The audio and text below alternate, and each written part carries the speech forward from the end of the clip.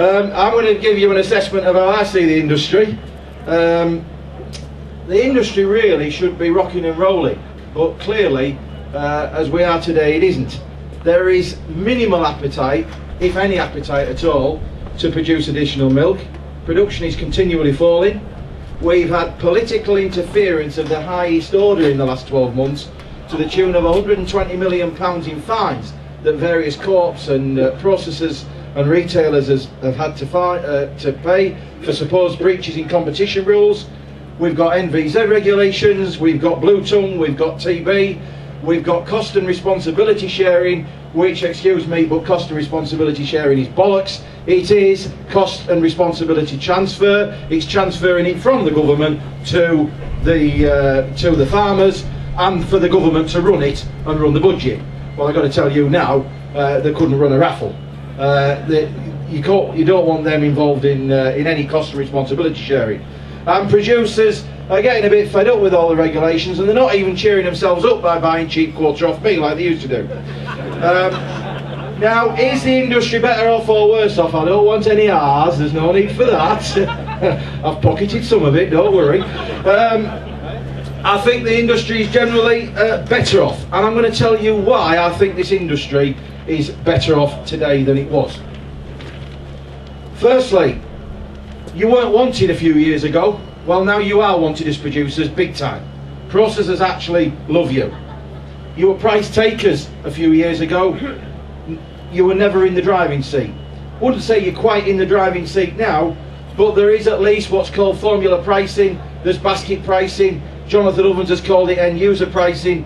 It's all had a significant effect directly on individual farmers, and indirectly most, if not all, farmers have benefited, and it's helping to stabilise the market.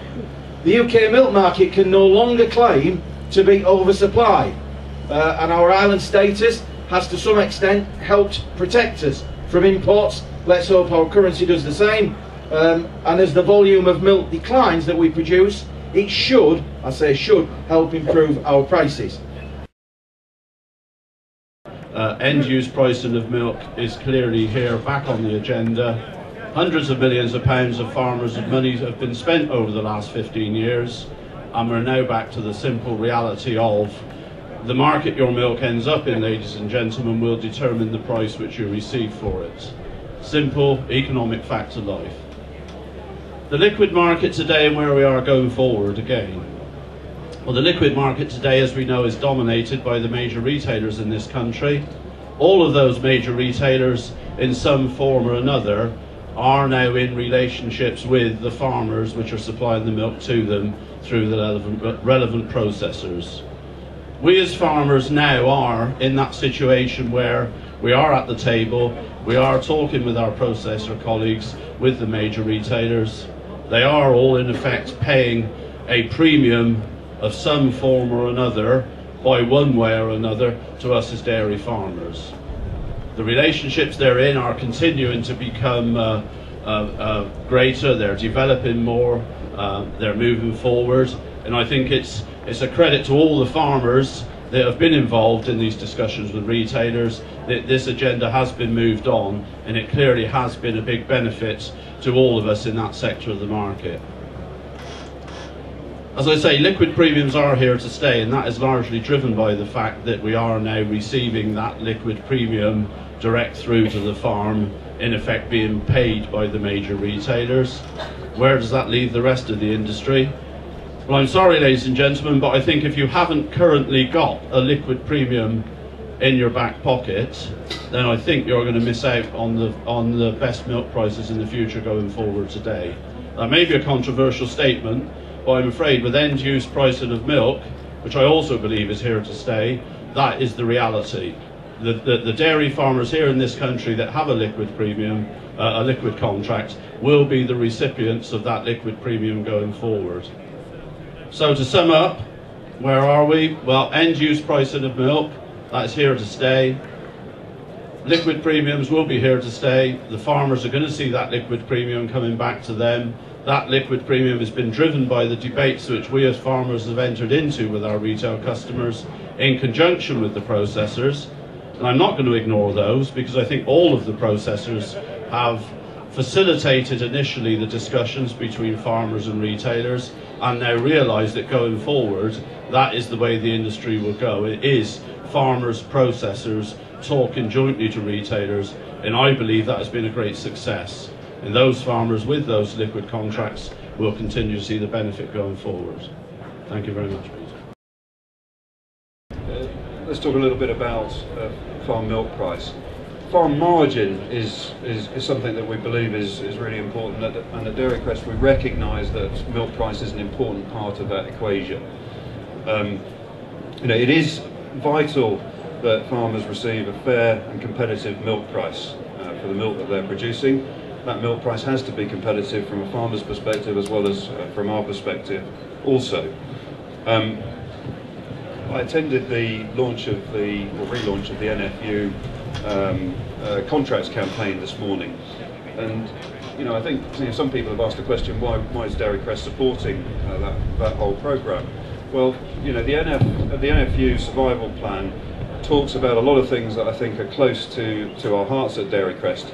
It talks not only about contracts, and we've been undergoing a 7-month review now with our supply base and representatives of DCD, but it also talks about the importance of British agriculture, British food products, something that Dairy Crest is very, very keen to support.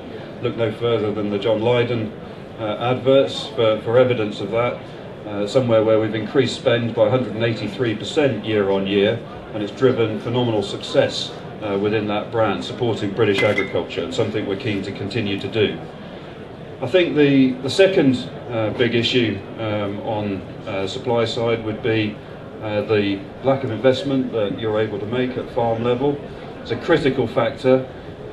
Investing allows you to be as efficient as you can be, and that's the first thing that any business faced with challenges like we see in the industry today needs to be able to do. It allows you to get through those tough times and then make some money when the situation improves. Now, when I stood here 12 months ago, no one expected the marketplace to fall in the dramatic fashion that it has. And this has been mainly due to the oversupply of milk on the back of the high commodity milk prices, or the high commodity prices we received in 2007, 2008, and then added to that the recession. A few weeks ago, I made a statement that I believe this industry was sleepwalking into a crisis in Great Britain, because milk supply had fallen to a 40-year low. And the reason I made that statement was the total lack of confidence on the back of the milk price cuts over the last 12 months. On top of that, the massive cost of reinvestment that is required on the majority of dairy farms in the UK, the meeting of regulatory burdens such as NVZs. Thankfully I'm not caught up in that at the moment presently, but more than likely will be eventually, and the struggles that we've all got with TB. This has given no incentive to the next generation to choose dairy farming as a career, although I accept there are certain young individuals out there who are prepared to take up this challenge.